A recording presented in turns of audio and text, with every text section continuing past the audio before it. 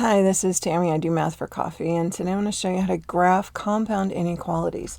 This is not solving yet. There'll be another video coming after this one for solving, but this is just graphing.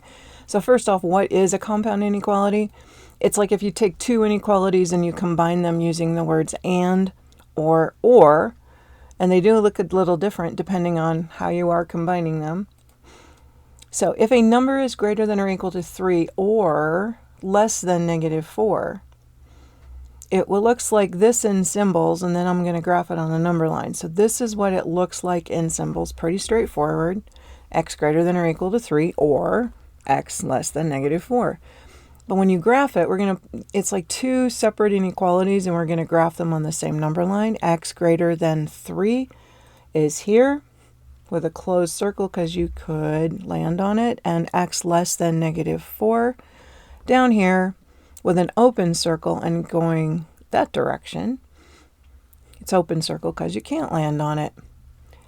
These, how I remembered it when I was a student is just a word association, or if you spell it differently with an A, it's oars. And then I always just thought of these as like paddles on a boat, and the boat would be in between. Like there's a hole here, and that would be where the boat goes. And then here are your paddles. It's really silly, but it worked for me, and I don't know. There's got to be at least one other person watching who thinks, oh yeah, that makes sense. Now that would be an or. Let's look at an and. If a number is greater than or equal to -2 and less than 3, it would look like this in symbols. I love these. These are my favorite. They're like little X sandwiches. So I know we're starting at the -2, and we're going up to the 3, and then once you figure out what your endpoints are going to be, you just figure out whether your circles are open or closed based on the symbol you see, and you're done. And I just always think of these as betweens. They look like dumbbells too. There is that. All right, here's an or, which means there'll be a hole in the middle. So we're going to graph x is less than or equal to -6, and that would be down here. And it's a closed circle because you have the less than or equal to. So x's are all down here in this neighborhood, or they exist up here, or x is greater than 1, but not equal to 1. So you'd have an open circle. This is an and statement, or x is between two numbers. There won't be a hole. It'll look like a dumbbell. So the numbers are -9. X is bigger than or equal to -9, so going in that direction. And then x could be less than 3.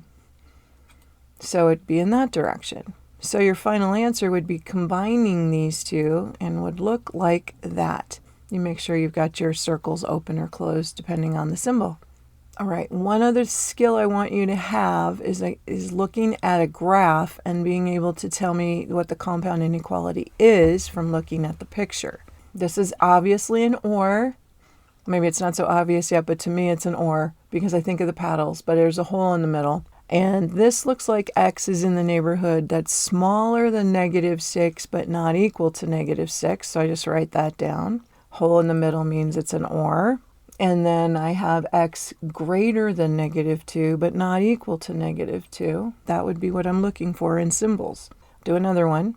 All right, now this is one of those that looks like a dumbbell. So x is between two numbers. Those two numbers are 1 and 7. X will be between them. That's what this means with the line between. Now we just have to figure out the symbols.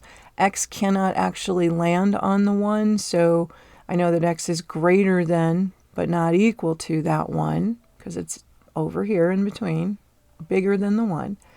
But it could land on the 7, but it's not bigger than the 7, so x is less than or equal to 7. The next video that I have linked right here would be to solve these, and when you solve them, you'll have to graph them. So I just wanted to make sure we got the graphing piece out of the way first. Click into that video and move forward. See you guys next time. Bye.